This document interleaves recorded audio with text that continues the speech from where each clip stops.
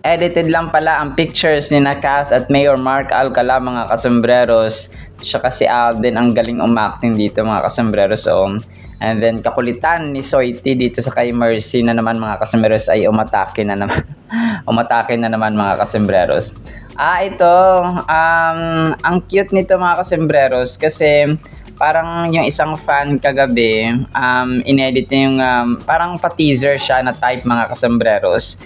Yung kay dito, kay Alden, no? Parang sa una niya, parang blind item, no? Na si Alden, tapos unti-unti niyang nilagay yung mga costume ni Alden mga kasambreros. Yung naka-tuxedo most especially, tapos yung naka-t-shirt na puti, tuxedo na black at saka tuxedo or Americana na something na peach mga kasambreros. So, pero ang cute niya, no? Ano lang, parang fan-made lang siya, no? Katuwaan lang niya mga kasambreros na ginawa ng isang fan dito mga kasambreros. Tapos, ito, ang kulit nito mga kasambreros. Sabi ng isang fan dito, in-upload niya yung bike ni Alden na nagbibisikleta nga siya. So, may tripod din pala si Alden, no? Nagka-camera din si Soiti mga kasambreros. Sana may bodycam ka Paps Alden, no? Sabi ng caption kasi ng fan na nag-upload dito kay Alden kagabi. Sabi niya, hindi ka naniwala sa love not until makita mo siya at biglang mag-slow-mo ang lahat. So parang nabighani siya. Kaya phenomenal box office Cinema King. Hindi ko lang kung bago to, pero kagabi lang niya pinost. So baka dito, nakita nila nagbibisikleta si Alden somewhere in Pasay or Makati mga kasambreros. So may GMA kasi dito na may GMA na van mga kasambreros.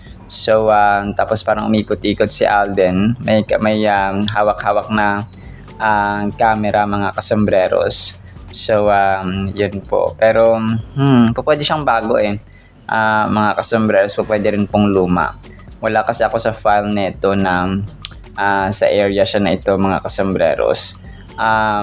Pero yun, ang cute lang at saka kinilig siya ate mga kasambreros. Ito, pinost ulit ng isang fan kagabi yung Lenten special ng Itbulaga ni na Alden mga kasambreros at saka ni na Ruby at saka ni Ryan Agoncillo. The finale, sabi niya kapatid, 2017 ito mga kasambreros. Parang ito yung dito. Naiyak din ako dito kahapon mga kasambreros habang pinapanood ko ito. Na last part nga nila nung upload ng isang Alden admin. So kasi parang ang dito, 'di ba, ang eksena ay parang aalis yung kuya niya si Ryan Agoncillo. Tapos nung nakita niya na yung kamay ni Alden ay parang naka-X, no, something like that mga kasambreros. Ibig sabihin ay parang ayaw niya, no, something like that mga kasambreros. Hindi ko alam yung buong kwento nito, pero dito lang na part mga kasambreros. Tapos yung isa na na-flash natin yung nakaraan na nagtatalo nga sila, no, ay talagang grabe, tagos sa tagos sa puso mga kasambreros. Pati ako ay napaluha dito mga kasambreros, no? Kasi ako talaga mga kuya ako mga kasambreros yung kuya ko yung nagpalaki sa akin, no? Nagpatapos ng pag-aaral. So yun, parang talagang relate ako dito sa pagmamahal ng magkuya mga kasambreros. So yun, alam natin yung kwento dito na hindi na tumuloy si kuya niya Ryan Agoncillo mga kasambreros sa pag-alis. So yun. Tapos basta try kong play ito mamaya mga kasambreros para kung hindi siya kung hindi siya copyright mga kasambreros. Ang galing talaga mga kasambreros ni Alden ni Alden at saka of course ni Ryan Agoncillo. So yun po. Tapos parang tuloy na talaga yung kasi pinost na ito ng Kapamilya On Demand. So Kapamilya On Demand na mismo yung nag-post nitong mga upcoming projects ng ABS-CBN mga kasambreros or movies ng ABS-CBN. So, parang confirmed na nga siya. Parang 95% na or 95 to 99% na totoo itong mga gagawin, no, especially ni Ma'am Catherine dito sa feng shui nga mga kasombreros. So yung tayo sa wakas, tapos ni Coco Martin at saka Julia Montes, Dingdong Dantes at Marian Rivera, tapos yung Josh Lia mga kasombreros na romantic drama na ipoproduce ng Viva Films at ABS-CBN mga kasombreros. So, ano yun, parang ano na talaga, parang totoo na talaga ito mga kasombreros na mangyayari yung dito, yung mga projects or upcoming movies ng dito, ng Kapamilya Stars maging ng Jimmy. Kasi no, sila Dingdong Dantes at Marian Rivera, nagulat ako dito na kasama sila sa listahan. Tapos ito, 7 hours ago, pinost ng ABS-CBN or ng Star Cinema sina Kath, si Vilma Santos at Joshua Garcia mga kasombreros. So, sabi dito, 5 selfless characters we admire in film. Pero 3 lang yun nandito mga kasombreros eh. So, meet these stars cinema characters who are kind and selfless to the core. Si Kath, no, dito, tapos sina Vilma Santos and Joshua Garcia. So, hindi ko lang bakit 3 lang yun nandito. Siguro hindi ko na sinwipe eh. So, baka kailangang iswipe mga kasombreros. So, yun po. Tapos, next item natin, ito si Rizken, no? Pinost dito ang picture ng Kath Markdown. Ito po ay edited mga kasombreros. Maliban pa dun sa major item natin na talagang edited siya mga kasombreros. So, pauwi na Kath Mark, sabi niya dito. Tapos pictures daw ni na Kath and Mayor Mark Alcala mga kasombreros na naka-dark blue sila. So, nagpa-picture daw sila mga kasombreros. Pero ito naman ay, of course, no, halatang-halata na edited mga kasombreros. Tapos, sige, major item tayo bago yung kakulitan ni Alden mga kasombreros. Okay, unang-una sa lahat, hindi ito pinost ng any of the glam team members ni Catherine. Tapos, kung nasa Thailand sila, hindi ko lang alam kung may Pilipino doon na nagpicture sa kanila kasi ito nga kumakalat na pictures ng Kath Mark daw ni na Kath at saka ni Mark Alcala ay spotted nga sila or nandun nga talaga si Mark Alcala mga kasombreros. So sa unang tingin yung parang ano, di ba, parang totoo. Pero kung titingnan mo una-una sa lahat yung sapatos ni Kath magkaiba. Tapos parang lumulutang lang sila mga kasombreros. Tapos yung bracelet na naman daw, no? Nandun daw yung bracelet mga kasombreros. So, ang unang unang point ko dito is bakit hindi siya kasama doon sa video na ginawa ni or parang pinost ni Owen, no? Ni Owen mga kasombreros or ng any ng any glam team members or nandun yung kapatid ni Mark Alcala. So parang imposible siya na hindi siya ma-swipe ng yung mukha niya talaga mga kasos. Parati siya nagtatago. Ano to? Parang sila DJ nga, di ba? Si Daniel Padilla at saka si Kyla Estrada. Kapag may mga social gathering sila, talaga makita mo yung nandun sila mga kasombreros na magkasama talaga. No? Dito talagang picture lang to. Pwedeng ma-edit lang. Kaya ako never ako maniniwala sa mga picture na edit lang mga kasombreros. So napansin din to ng mga ng mga fans na iba na bakit magkaiba yung picture niya, yung sapatos ni Kath, puti yung sa kaliwa tapos yung sa kanan naman ay parang yellow mga kasombreros. Tapos yun. And ang dito, yung point number 2, nakita ko yung profile ng mismong original uploader. Mark Kath Edits. O, di ba? So word na edits mga kasusunod, editor talaga siya. No, tapos yun, halos lahat ng mga fake videos at saka mga original videos din ni Kath mga kasombreros, and of course yung mga edited na videos dati or yung mga naunang mga fake videos ni na Kath and Mayor Mark mga kasombreros ay in-upload din niya sa kanyang profile, no? So yung kanyang pangalan ng kanyang profile ay Mark Kath Edits. So from the word or from the name itself ay masabi mong edits nga talaga. Edits nga talaga mga kasombreros yung dito yung ginagawa niya. So, sabi ng ilan dito sa mga nag-comment, Marilyn Mejia, di pa rin ako kumensido na, hindi pa na ako kumensido na hindi AI yan. Sabi ng isa dito, kahit anong gawin, di talaga maitatago ang AI. So, yung edited nga around artificial intelligence. Sabi ni Joe Friday, sabi niya, hindi yan si Mayor, AI. Sabi so, basta may mga kumbinsido, may mga hindi rin kumbinsido, of course, mga kasembreros, at saka ako din. Kasi parang, grabe naman pagtatago yan kahit na hindi mahagip sa video, mga kasembreros. Siguro kung Glam Team members na ni Kath, at hindi lang kagaya nito na Markath edits or random fans yung mag-upload, mga kasembreros, maniniwala na ako, no? Kunwari, pinost ni Justin Benitez na magkasama sila doon.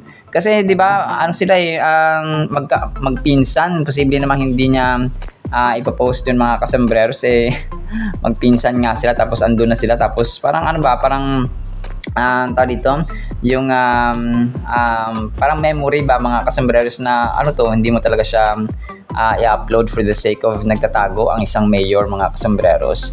So, tapos public servant siya, tapos nagbabakasyon, baka naman na punteriyahin siya. And of course, no, nasa Thailand sila, mga kasos. And ito lang yung pictures na, ito lang yung pictures na nakuhaan sila sa video ng Glam Team members. Wala talaga kahit isa, mga kasos. Ano yun?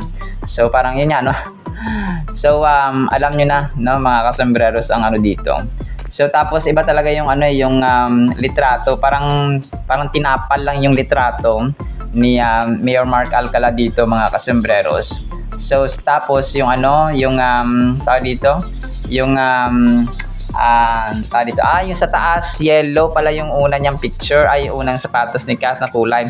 Tapos pagkababa niya, naging white na, mga kasembreros. Tapos yung mga paa ng mga tao sa likod, ayan, ni Justin Benitez, kunwari, ay parang nawala na, mga kasembreros. So, kayo, no? I'm not forcing you to believe me, mga kasembreros, to agree with me.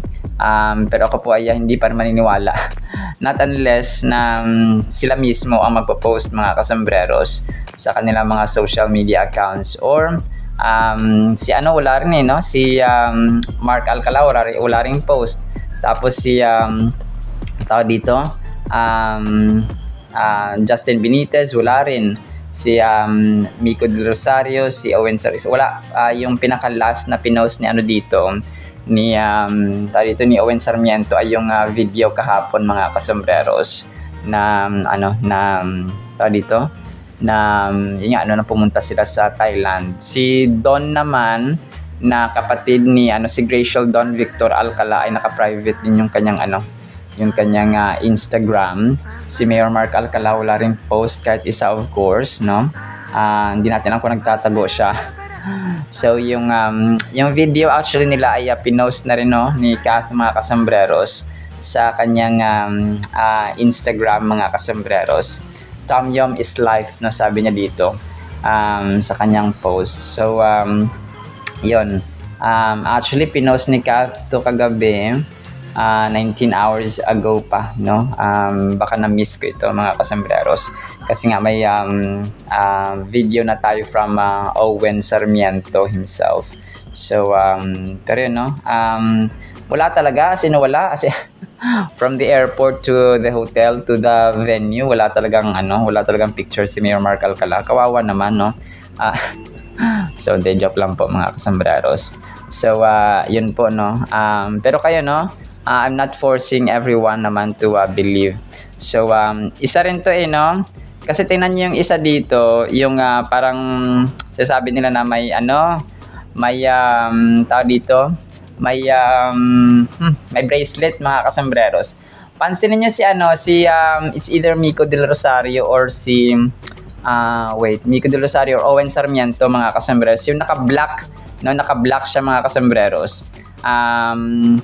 Black siya, tapos maputi, no? Tapos dito sa may kanilang kainan time na, no, mga kasembreros. So, mapapansin niyo yung white yung kanyang kamay, maputi siya, mga kasembreros, tapos parang nagtuturo siya. Tapos yung naka-black yung kanyang yung kanyang damit, mga kasembreros. So, Ay, nako po. Pero kayo na pong bahala ha. I'm not forcing you naman. So, si Owen ba to or si Miko de Rosario? Para si Miko de Rosario.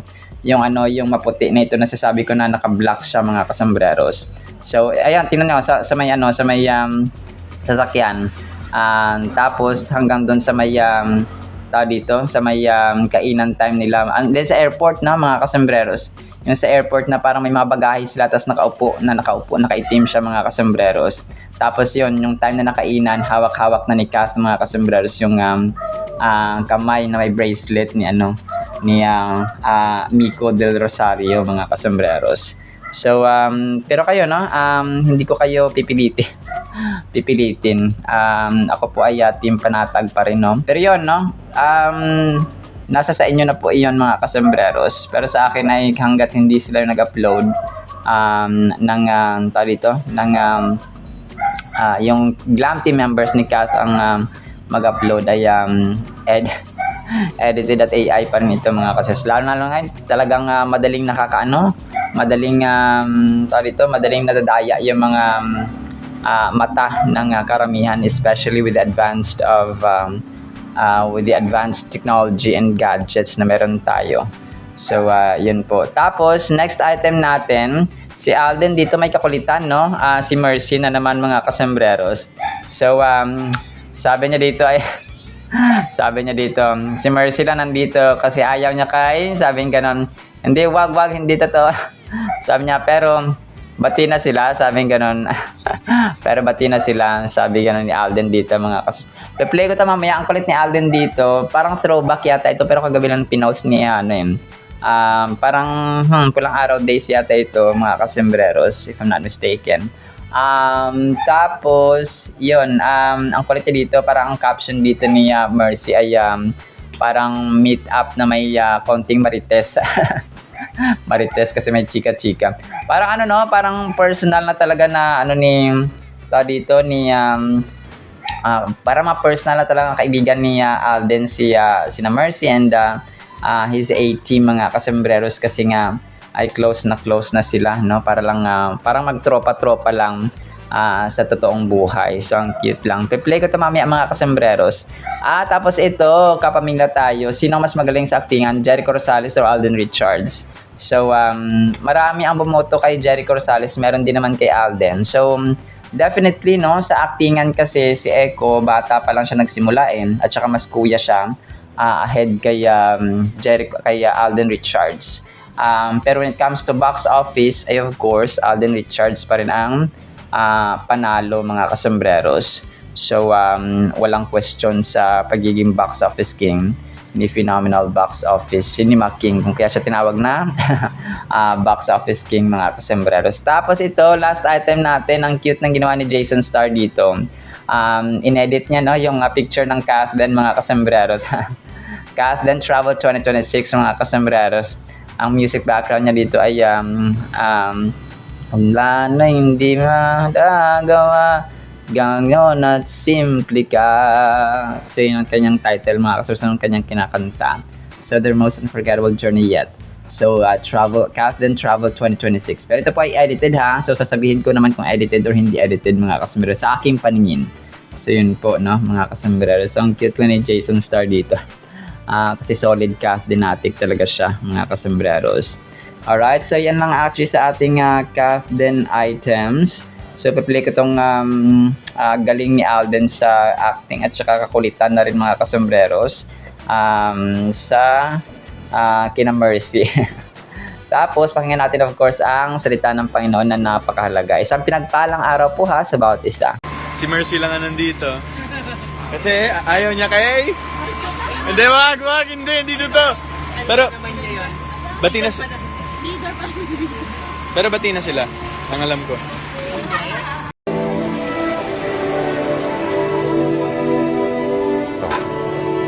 Saya ka na, Franco. Okay po, kuya. Okay.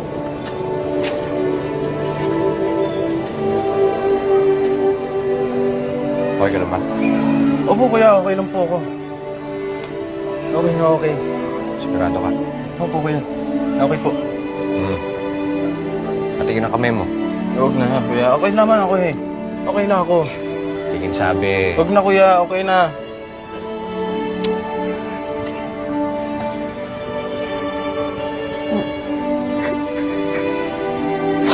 Kuya, promise ko, pag ando na ako, promise ko na good boy na ako. Mag-good boy ako. Kuya, gusto ko lagi kang masaya. Ayaw kita malungkot, kuya.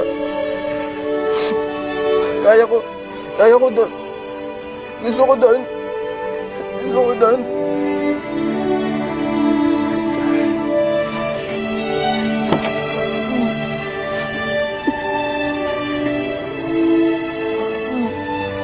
Pasensya na, kuya.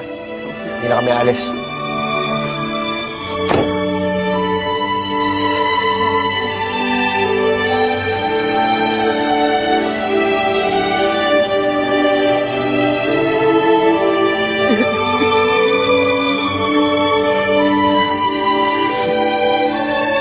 Hindi ka na alis.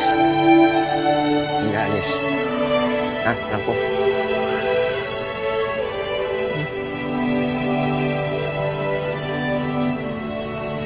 Kapatid mo ako. Ako ang pamilya mo. At ang pamilya, hindi nag-iiwanan. Ha? Opo. Kakayanin natin to. Kahit ano pa yan. Alagaan kita. Ha? Ako, hindi mo, hindi tayo maghihiwalay. Ha?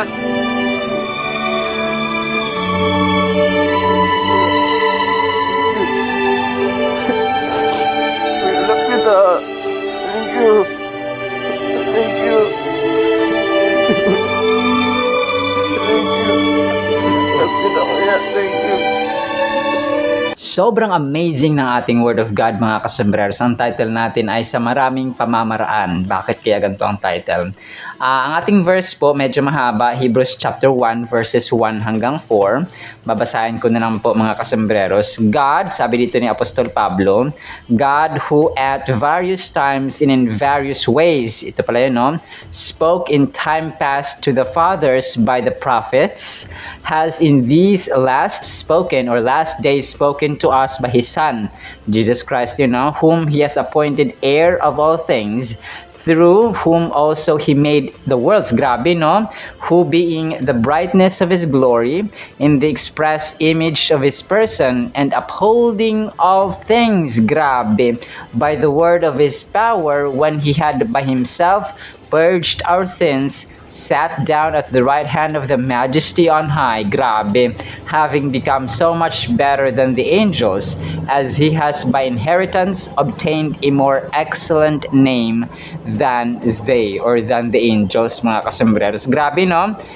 Sa maraming pamamaraan, tayo po, mga kasembreros, bilang mga tao, pag nakaka-encounter tayo ng problema, hindi natin minsan namamalayan na ang Diyos pala ay nagsasalita na sa atin sa iba't ibang pamamaraan. For example, kapag ang tao ay mabisyo, okay? Magsasalita yan, gagamit ang Diyos, for example, ng ating mga kaibigan, ng ating magulang, ng ating kapatid, ng ating katrabaho, o ng mga tao sa paligid natin na magre-remind na, tigilan natin ang bisyo, kasi pag nagkasakit tayo ay sobrang mahirap, no? Sobrang hirap talaga, mga kasama, kapag nagkakasakit ang tao. So, isa yun sa pamamaraan.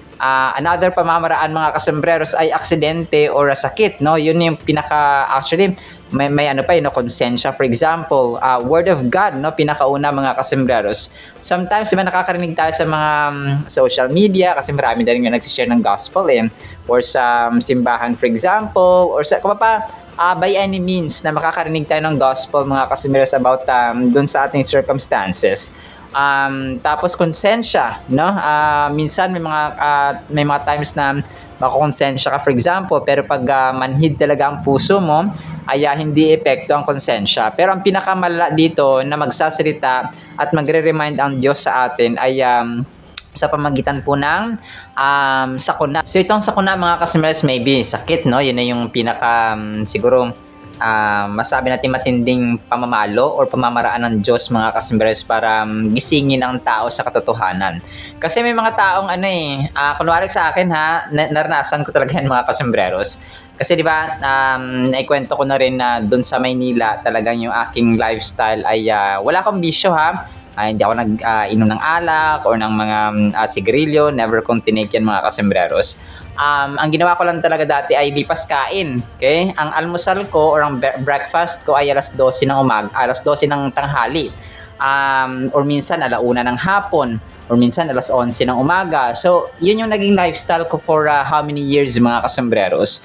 Which is definitely hindi po maganda na nag-skip po tayo ng breakfast, mga kasombreros. Huwag na huwag niyo pong gagawin na mag-skip kayo ng breakfast ninyo, mga kasombreros, kasi talagang pagsisisihan nyo yan sa bandang huli. So, yun.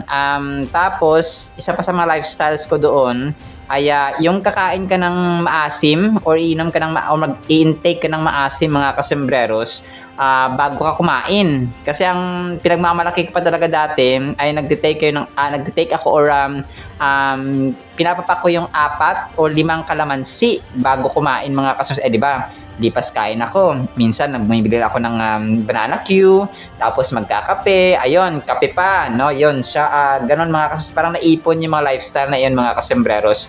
Kape, 3-in-1. Hindi ko naman po sinisiraan ng mga 3-in-1 companies na mga kape. Pero yun po yung naging lifestyle ko, mga kasombreros. Talagang bumibili ako ng dose-dosena na 3-in-1 coffee, mga kasombreros noon. Sa aking bag, no? Talagang bultuhan talaga ako pag bumibili, mga kasombreros, ng 3-in-1. Tapos, yun, lipas kain, tapos yung maasim bago kumain. So, yun yung naging lifestyle ko, mga kasombreros, for how many years. So, makakapag-trigger pala yun ng acid reflux or GERD, mga kasombreros, gastroesophageal reflux disease, mga kasombreros, or GERD. So, yun ang naging wake-up call or pamalo na ng Panginoon sa akin. Reminder niya sa akin. And yun yung way niya na nire-remind ako na mali ang lifestyle mo. Okay? Mali yung eating pattern mo. No? Parang ganun gusto niyang sabihin sa akin, mga kasombreros. So, since first time ko magkaroon ng GERD or ng acid reflux at that time, hindi ka makahinga. Tapos nga, yung worst, mga kasombreros, kung alam yung kwento, ay worst pa nun ay kasagsagan ng COVID-19 2020. Mga kasombreros, ako nagkaroon ng GERD. Di ba? 5 days March 20, 2020. So, ganun ang petsa, mga kasombreros. Kasi, di ba, March 15, lockdown. 5 days after, inatake na ako ng first time, mga kasombreros, ng GERD or ng gastroesophageal reflux disease or acid reflux, mga kasombreros. So, di ba, yung mga symptoms nun, hindi ka makahinga. So, number 1 kasi yun na symptom dati ng di ba, ng COVID, yung hindi ka makahinga, mga kasombreros. So, talagang malala ang nangyari sa akin at that time kasi inisip ng mga tao sa paligid ko na may COVID ako, so ayaw nilang lumapit. May dalawa lang talaga na kapatiran ko dati yung talagang malakas ang loob, mga kasombreros, pananampalataya na lumapit sa akin na yun, no, talagang hindi sila natakot at tinasikaso nila ako, mga kasombreros. At pina-hospital ako, chinek yung lagnat, wala naman, normal naman, mga kasombreros, hindi na ako inuubo. So, yun, no, pero acid reflux lang pala yun siya, mga kasombreros. Pero wag nating ismulin, no, yung acid reflux. So, sinasabi ko ito because God sometimes speaks sa atin, sa ating buhay, para ipaalala sa atin, okay, kung anong tama at saka ano yung mali natin at saka kung anong tamang gawin, mga kasombreros. So dito, sinasabi ito ni Apostol Pablo bilang reminder sa mga Hebrews, sa mga present day generation, mga kasombreros, at maging sa atin ngayon at sa mga susunod pang generations na ganito, no, ang Diyos natin, sabi niya dito, malinaw na malinaw, God who at various times and in various ways spoke in time past to the fathers by the prophets. Kasi di ba yung mga prophets dati sa Old Testament, kung kayo pa ay nagbabasa ng lumang tipan, from Genesis, Exodus, Leviticus, Numbers, Deuteronomy, mga prophets na sa Isaiah, Ezekiel, mga kasombreros, Elisha, Elijah, mga kasombreros, sina Haggai, sina Habakkuk, sina Malakay, sina Hosea, so sina Joel. So yun yung mga prophets, mga kasombreros, no, na kung saan ay mabasa natin sa lumang tipan, and even sa time ni Noah, no, talagang grabe yung warning.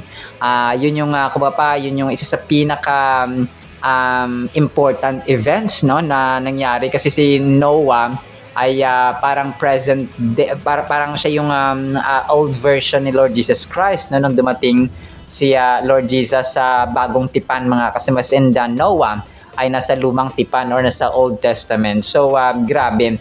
So, ito yung kahalagahan ng pakikinig talaga, mga kasombreros, at paniwala at pananampalataya sa salita ng Panginoon. Kasi hindi natin alam, no? At saka maging maging conscious talaga tayo Okay? Especially sa pakikinig at saka pagbabasa ng salita ng Diyos sa Holy Bible na tama pa ba itong ginagawa ko? Hindi. Kasi baka matulad ka sa akin na yun nga no, talagang niremind ni Lord. Pero dito ko rin na-experience mga kasmes yung saving grace ng Panginoon sa aking buhay talaga. Kasi nung andun ako sa Manila, hindi ako nakakapag-ipon, no?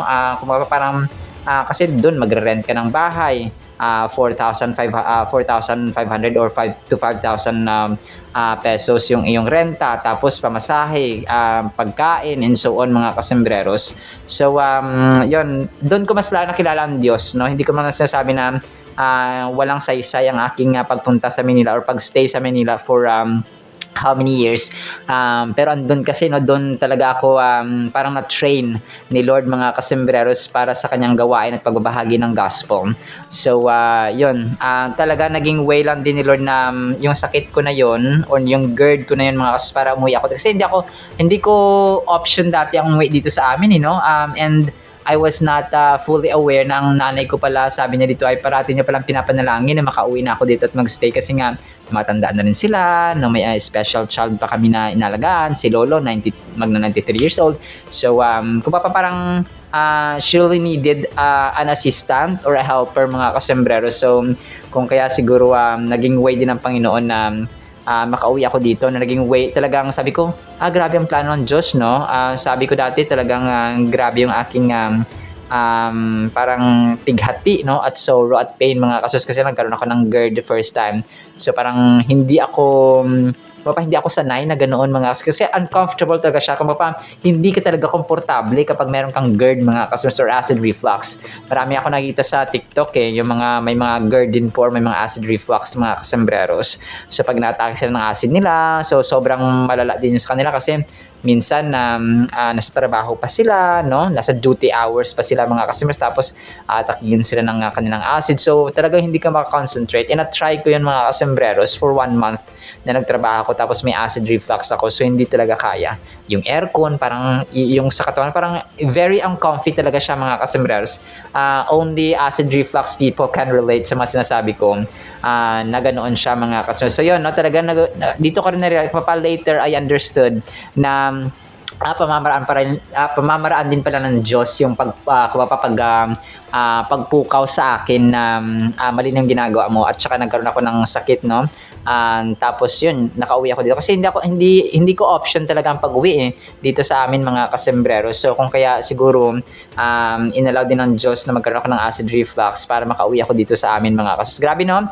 So late ko na na-realize yung talagang grabing yung grabing work at amazingness ng Diyos mga kasumero. Sabi dito, through whom also He made the worlds, no? Ginawa ng Diyos, no? Ginawa ni Lord Jesus Christ. Sa pamamagitan ni Jesus Christ mga kasumero, ay nilikha ang lahat-lahat. The universe, the galaxies, the stars, the moon, the sun, mga kasumero, and lahat-lahat, who being the brightness of His glory, or God's glory, and the express image of His person, and upholding all things by the word of His power, when He had by Himself purged our sins and sat down at the right hand of the Majesty on high. So grabe mga kasembreros, ito ay nag-highlight na yung verses na ito, ay nag-highlight ng supreme position ni Lord Jesus Christ mga kasembreros in comparison to angels na rin, kasi na-mention din dito yung mga angels yung ating yung ating pinaka-lesson dito mga kasembreros na dapat na matutunan ay dahil supreme ang Diyos, dahil yung kanyang kadakilaan, yung kanyang power, yung kanyang position, yung kanyang authority mga kasembreros ay incomparable at supreme sa lahat ng supreme, no?